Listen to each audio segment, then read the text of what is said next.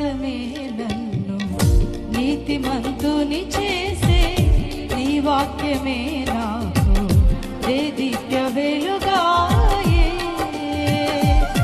అవునయ్యా, నీ వాక్యమే తండ్రి.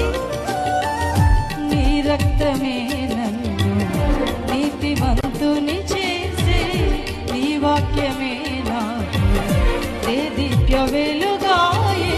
నన్ను సీయోనులో చేర్చుకొనుటే, నా ఎడల నీకున్న ఉద్దేశమా. నన్ను సీయోనులో చేర్చుకొనుటే, నా ఎడల నీకున్న